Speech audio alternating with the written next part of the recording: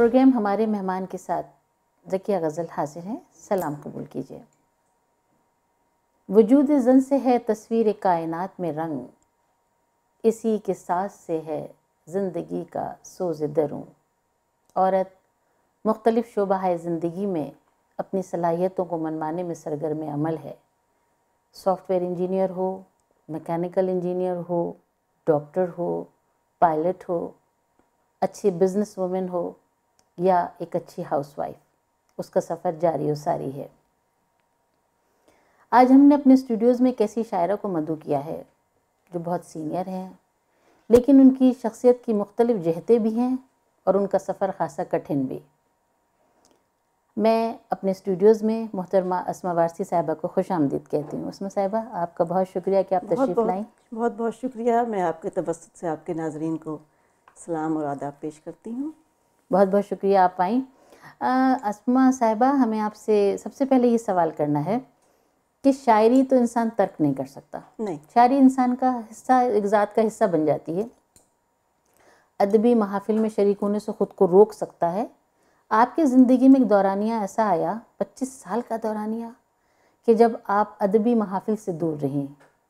میں چاہتی ہوں کہ تھوڑا سا آپ ہمارے ناظرین کو یہ بتائیے کہ آپ اتنی اچھی مضبوط شاعرہ، اتنی سینئر شاعرہ کہ جو 1972 سے شعر کہہ رہی ہو، اس کا اچانک اس طرح پیچھے چلے جانا، میں یہ چاہتی ہوں کہ یہ بات آپ اپنی زبانی بتائیے. ٹھیک ہے ذکیہ، میں اپنی زندگی کے کچھ اوراق آپ کے سامنے کھولتی ہوں. شاعری تو شاید میرے خیال میں میرے خون میں شامل تھی، کیونکہ بچپن میں بھائی بہنوں کو لوریاں دیا کرتی تھی تو اپنی طرف سے خود ہی بنایا کرتی تھی جو دل میں آتا تھا. لیکن جو میرا پہلا مجھے شعر اپنا یاد ہے، جو کہ وہ میں نے اپنی اسکول میں اپنی پسندیدہ ٹیچر میری تھیں، جن کے لیے میں نے کہا تھا کہ تو وہ غنچہ ہے واہ، کہ خود جس پہ چمن ناز کرے. تو وہ غنچہ ہے، تو وہ غنچہ ہے کہ خود جس پہ چمن ناز کرے. تو وہ نغمہ ہے کہ سنگیت بھی شرما جائے. واہ واہ اور میں نے پوری نظم جو تھی وہ تقریباً 20-25 اشعار کی نظم میں نے کہی تھی، یہ جو کہ صرف اتنا سا یاد رہ گیا ہے مجھے. لیکن 8ویں جماعت میں اچھا مضبوط شعر کہا آپ نے. بھئی میرا گھر کا ماحول یہ تھا کہ مشاعرے گھر میں ہوا کرتے تھے. ابو بہت علم دوست اور ادب دوست تھے. میری دادی مرحومہ جو تھیں جی، وہ اردو، فارسی اور عربی میں شاعری کرتی تھی. یعنی ایک ادبی خانوادے سے آپ کا گہرا تعلق ہے. بالکل. لیکن چونکہ ہم لوگ اتفاق سے سید زادے بھی ہیں اور پیر زادے بھی، تو خواتین کے لیے یہ چیز جو تھی وہ مناسب نہیں تھی کہ وہ باہر آ کے اور غیر مردوں میں یا غیر اس میں جا کے مشاعرے میں جا کے مشاعرے پڑھیں. تو اس لیے یہ چیز جو تھی وہ بس گھر کے اندر ہی رہی. یہاں تک کہ یونیورسٹی میں پہنچ گئی، لیکن میں نے کبھی اپنے آپ کو اسٹیج پر پیش نہیں کیا. یونیورسٹی میں جب میں تھی تو میں اپنے ہمارے ڈپارٹمنٹ کا رسالہ تھا اروما، کیمسٹری ڈپارٹمنٹ کا، اس کی میں اردو سیکشن کی ایڈیٹر رہی ہوں. لیکن میں نے یہ سنا کہ آپ یہاں شروع میں مشاعرے میں شریک ہوتی تھیں. 1972 کی بات ہے. تو یہاں یہ پابندی از خود تھی، جبرن تھی، یا حالات کے مطابق تھی؟ بس یوں سمجھ لیجیے کہ مکسچر آف آل دیٹ. کہ میں یہاں پر میں نے میرے خیال میں پہلا مشاعرہ جو میں نے پڑھا وہ مجھے دریافت کیا سب سے پہلے عابد جعفری صاحب نے. اچھا، ماشاءاللہ سینئر شاعر ہیں، رائٹرز فورم کے جو صدر ہیں. میں رائٹرز فورم کی فاؤنڈر ڈائریکٹرز میں سے تھی. اچھا، زبردست، ماشاءاللہ. تو پہلا جو مشاعرہ میں نے پڑھا یہاں پر وہ اطہر رضوی صاحب کے ہاں بیاد غالب مشاعرہ ہوا تھا، جو مجھے یاد پڑتا ہے. اور اس کا مصرع طرح تھا کہ تماشائے اہل کرم دیکھتے ہیں. تو اس میں نے پڑھا. اور اطہر بھائی کو میرا ایک شعر بہت پسند آیا جو کہ ان کو 25 سال کے بعد بھی یاد رہا کہ ستاروں کی جا کر خبر لانے والے زمیں کے مسائل کو کم دیکھتے ہیں. کیا اچھا ہے، واہ واہ واہ واہ واہ، دوبارہ پڑھیے. واہ واہ واہ واہ. ستاروں کی جا کر خبر لانے والے زمیں کے مسائل کو کم دیکھتے ہیں. واہ واہ، بہت عمدہ، بہت عمدہ. اور اس مشاعرے کی رپورٹ عابد جعفری صاحب کا اخبار نکلا کرتا تھا امروز، جو کہ غالباً دوسرا اخبار تھا یہاں کا.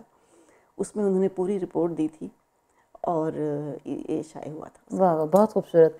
تو اس کا مطلب ہے کہ یہ تمام کچھ حالات کچھ واقعات کے تحت آپ نے اپنے آپ کو، اصل میں بات یہ تھی کہ ایک تو میرے شوہر جو تھے وہ اس بات کو پسند نہیں کرتے تھے کہ میں مشاعروں میں پڑھوں پبلکلی جا کے، پبلکلی، تو لکھنے پہ پابندی نہیں لکھنے میں پابندی نہیں تھی. لیکن آپ کو پتہ ہے کہ شاعر ہو یا کوئی بھی داد و فنکار ہو، تحسین چاہتا ہے، جب تک وہ سامنے نہ آئے، اس کی کوئی داد دینے والا نہ ہو، تو وہ جو چیز ہوتی ہے وہ اپنے وہ تو آپ ہی کسی بھی فن کے لیے، کسی یہ بھی فن ضروری کے نہیں کہ آپ شاعری ہوں یا شاعرہ ہی ہوں، آپ کوئی بھی فن لے لیں، اگر آپ کا اس کو سراہنے والے، اس کی پذیرائی کرنے والے موجود نہ ہوں تو ظاہر بات ہے وہ پھر گھٹ کے رہ جاتا ہے، وہ فن ہی گھٹ کے رہ جاتا ہے. میرے سسر جو تھے وہ بھی اردو کے پروفیسر تھے اور بہت بعض اوقات بھی تھے، بلکہ جب میری شادی ہوئی تو اس کے چند ہی ماہ کے بعد ان کے نواسے کی برتھ ڈے تھی، تو انہوں نے مجھے ایسے ہی کہا کہ بھئی اسماء ذرا نواسے کے لیے کچھ ہو جائے. تو غالباً میں بھی انہوں نے شاید ٹیسٹ کیا ہوگا یا کیا، تو میں نے 2-3 گھنٹے کے بعد لا کے ایک نظم ان کو سنائی تو بڑے خوش ہوئے تھے. واہ، اس کا مطلب ادبی خانوادہ تھا تو صحیح، بالکل تھا، لیکن اس بقول آپ کے کہ پبلکلی آپ پڑھنے نہیں جاتے تھے، لیکن یہاں آنے کے بعد آپ نے یہاں مشاعرے پڑھے، مشاعرے میں نے پڑھے، لیکن اس کے بعد پھر وقفہ کیوں آیا؟ ایک بات اور بتاؤں آپ کو درمیان جی جی، کہ یہاں جو پہلا بیاد جوش مشاعرہ ہوا ہے اس کا مصرعہ طرح تھا، کیا مصرعہ طرح تھا اس کا، آدمی خورشید سے دست و گریباں کیوں نہ ہو، آدمی خورشید سے دست و گریباں کیوں نہ ہو. تو یہ میں نے اس میں مشاعرے میں پڑھا تھا میں نے، اور یہ آن دا ریکارڈ یہ بات تھی کہ میری گرہ پہ سب سے زیادہ داد و تحسین ملی. میرا شعر تھا کہ جرت انسان کی کوئی حد مقرر تو نہیں، جرت انسان کی کوئی حد مقرر تو نہیں، آدمی خورشید سے دست و گریباں کیوں نہ ہو. واہ واہ واہ واہ.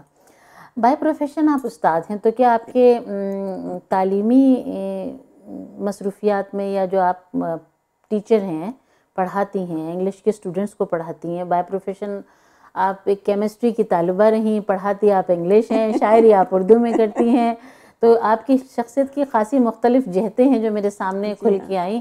تو میرا بڑا دل چاہا کہ آپ کو ناظرین سے متعارف ہونا بڑا ضروری ہے.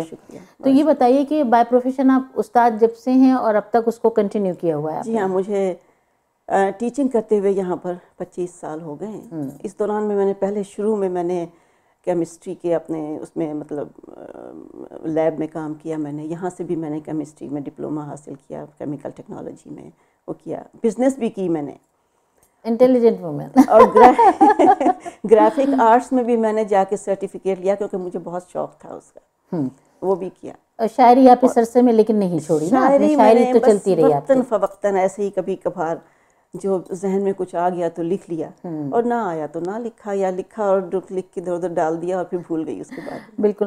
دیکھیے ادبی مصروفیات ایسی ہوتی ہیں خواتین کی کہ وہ گھر کی مصروفیات کے پیچھے پیچھے چل رہی ہوتی ہیں. بالکل. آپ کا باورچی خانے میں لکھا گیا شعر آپ کی بیاض میں بھی شامل ہو سکتا ہے. تو آپ کوئی تجربہ شیئر کریں گی ایسا کہ آپ نے کوئی ایسی عمدہ چیز آپ کو کچن میں لکھی ہو آپ نے، یا اور پھر وہ آپ کو سب سے فیوریٹ شعر بن گیا ہو آپ کا؟ ہاں، ایک نظم ہے جو کہ ایکچولی غزل مسلسل ہے، وہ جو کہ میں نے اسی طرح سے چلتے پھرتے لکھی تھی، زیست، اور وہ میرے خیال میں پہلی کتاب میں میری شامل ہے کہ زیست کی تلخ حقیقت کو نبھانا ہے مجھے، جاب سے آ کے ابھی کھانا پکانا ہے مجھے. یہ عورت کی فریاد کے نام سے یہ نظم، یہ سچا شعر ہے یہ تو. اور اس میں تمام باتیں لکھی تھی کہ مجھے کیا کیا کرنا ہوتا ہے، اور پھر رات آدھی ہوئی پر کام میرے باقی ہیں، بالکل، اور صبح اٹھ کے ابھی کیا ہے کہ جاب پہ جانا ہے مجھے، اس طرح سے کچھ کر کے تھا وہ. تو وہ اچھا، ہجرت آپ نے کب کی؟ میں کینیڈا آئی ہوں 72 میں. 72 میں، کافی لمبا عرصہ. لمبا عرصہ. تو کہیں شاعری میں ہجرت در آئی؟ میں سمجھتی ہوں کہ ہم سب جو ہیں وہ ہجرت کے ڈسے ہوئے ہیں. یہ تو آپ نے بالکل ڈسا والا بالکل. اور ہر شاعر یا ادیب یا جو بھی ہوتا ہے اس کے جب وہ لکھتا ہے تو اس کے ذاتی تجربات اور احساسات جو ہیں وہ اس میں ضرور ٹرانسفر ہوتے ہیں. تو ہاں، میں نے بھی لکھی ہے ایک چھوٹی سی نظم ہجرت کے بارے میں، اور اصل میں سب سے زیادہ مجھے جو میں نے لکھی تھی وہ نظم، تو آپ کو پتہ ہے نظم تو ایک نشست میں لکھی جاتی ہے. بالکل، وہ تو آپ بالکل ایک دفعے میں لکھ سکتے ہیں. ایک نشست میں. تو اس وقت میرے ذہن پہ یہ خیالات تھے کہ ایسے کہ میں یہاں آ گئی ہوں اور مجھے کچھ پتہ نہیں کہ میری سہیلیاں کہاں ہیں، اور ان کو میں تلاش بھی نہیں کر سکتی کیونکہ سب کے لاسٹ نیم چینج ہو چکے ہوتے ہیں. صحیح، بالکل صحیح. اور یہ ایک ناانصافی ہے جو ہم سے کی جاتی ہے. لیکن یہاں میں آپ سے ایک سوال کروں گی کہ لوگ کہتے ہیں کہ لاسٹ نیم چینج نہیں کرنا چاہیے، لیکن ہم لوگ تو اپنا لاسٹ نیم چینج کرتے ہیں، شادی کے فوراً بعد ہمارے شوہر کا نام ہمارے نام کے ساتھ لگ جاتا ہے. بات یہ ہے کہ ہماری تہذیب پر انگلش تہذیب کی بہت چھاپ ہے. نام چینج کرنا ہماری روایات نہیں ہے، بحیثیت مسلمان یا پاکستانی کے ہماری روایت نہیں ہے. ہماری روایت میں بنت فلاں جو ہوتا ہے وہ رہتا ہے نا، بنت فلاں. جی. لیکن چونکہ ہم انگریزوں کے زیر اثر رہے ہیں اور ان کے کلچر میں یہ تھا کہ عورت جو ہے وہ یا تو باپ کے مس فلاں کے نام سے اور یا پھر مسز فلاں کے نام سے پہچانی جاتی تھی. تو ہم نے بھی یہی شروع کر دیا کرنا بغیر یہ سوچے ہوئے کہ یہ ہمارا کلچر ہے کہ نہیں، کیونکہ ظاہر ہے جو ڈومیننٹ کلچر ہوتا ہے اسی کو وہ انسان پہ حاوی ہو جاتا ہے. بالکل بالکل. اب ہوا یہ ہے کہ یہاں پر یہ تحریک چلی، فیمنزم جب شروع ہوا تو یہاں پہ یہ تحریک چلی کہ عورت کی اپنی پرسنالٹی ہونا چاہیے، اپنی شخصیت آئیڈینٹیٹی ہونی چاہیے اس کی. تو اب یہاں پر خواتین نے جو ہیں، ویسٹرن خواتین جو ہیں، انہوں نے بیک ٹو اپنے نام کے اپنے خاندان کا جو ان کا اپنا اصلی سر نیم جو ہے یا ان کا جس کو کہ میڈن نیم بھی کہا جاتا ہے وہ انہوں نے رکھنا شروع کر دیا ہے. اور ہم ابھی تک وہی فالو کر رہے ہیں. تو اب یہ دیکھی نا کہ میں آبدی تھی پہلے، لوگ مجھے آبدی کے نام سے جانتے تھے، پھر میں وارسی ہو گئی تو نام چینج ہو گیا نا. تو اب مجھے اگر کوئی ڈھونڈنا چاہے تو اسما تو بے شمار ہیں. بالکل. تو کیسے ڈھونڈے؟ اسی طرح سے باقی سہیلیوں کا بھی میرے ہوا حشر کہ ان کی بھی اپنے اصلی نام جو تھے وہ غائب ہو گئے اور وہ مسز فلاں اور مسز فلاں بن کے رہ گئیں. صحیح. ناظرین، ہم ایک چھوٹا سا بریک لیتے ہیں اور ہجرت پر گفتگو ہو رہی ہے. ہجرت پر لکھی ہوئی نظم بھی ہم آپ سے اسما صاحبہ سے سنیں گے. ہم آتے ہیں بریک کے بعد.